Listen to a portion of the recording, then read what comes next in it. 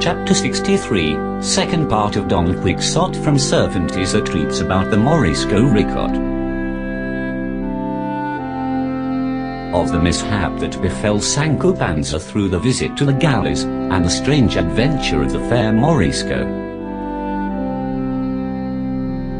The general was about to ask what these lashes were, and what was Dulcinea's disenchantment, when a sailor exclaimed, "Manju signals that there is an odd vessel off the coast to the west." On hearing this, the general sprang upon the gangway crying, "Now then, my sons, don't let her give us the slip. It must be some Algerine corsair brigantine that the watchtower signals to us." The three others immediately came alongside the chief galley to receive their orders. The general ordered two to put out to sea while he with the other kept in shore, so that in this way the vessel could not escape them. The crews plied the oars, driving the galleys so furiously that they seemed to fly. The two that had put out to sea, after a couple of miles, sighted a vessel which, so far as they could make out, they judged to be one of 14 or 15 banks, and so she proved. As soon as the vessel discovered the galleys, she went about with the object and in the hope of making her escape by her speed. But the attempt failed, for the chief galley was one of the fastest vessels afloat, and overhauled her so rapidly that they on board the brigantine saw clearly there was no possibility of escaping, and the rays therefore would have had them drop their oars and give themselves up so as not to provoke the captain in command of our galleys to anger. But chance, directing things otherwise, so ordered it that just as the chief galley came close enough for those on board the vessel to hear the shouts from her calling on them to surrender, two Turaki, that is to say 2 Turks, both drunken, that with a dozen more were on board the brigantine, discharged their muskets, killing 2 of the soldiers that lined the sides of our vessel. Seeing this, the general swore he would not leave one of those he found on board the vessel alive, but as he bore down furiously upon her, she slipped away from him underneath the oars. The galley shot a good way ahead. Those on board the vessel saw their case was desperate, and while the galley was coming about they made sail, and by sailing and rowing once more tried to sheer off. But their activity did not do them as much good as their rashness did them harm, for the galley coming up with them in a little more than half a mile threw her oars over them and took the whole of them alive. The other 2 galleys now joined company, and all 4 returned with the prize to the beach, where a vast multitude stood waiting for them, eager to see what they brought back. The general anchored close in, and perceived that the viceroy of the city was on the shore.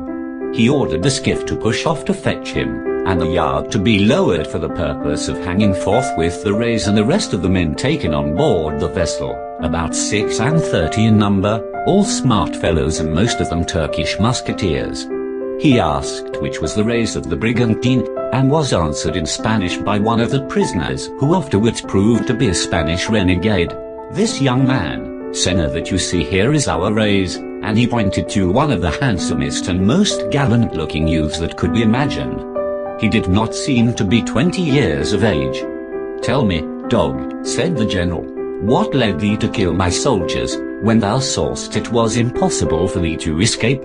Is that the way to behave to chief galleys? Knowest thou not that rashness is not valor? Faint prospects of success should make men bold, but not rash." The race was about to reply, but the general could not at that moment listen to him, as he had to hasten to receive the viceroy, who was now coming on board the galley, and with him certain of his attendants and some other people. "You have had a good chase, senor general," said the viceroy. "Your excellency shall soon see how good, by the game strung up to this yard," replied the general. "How so?" returned the viceroy.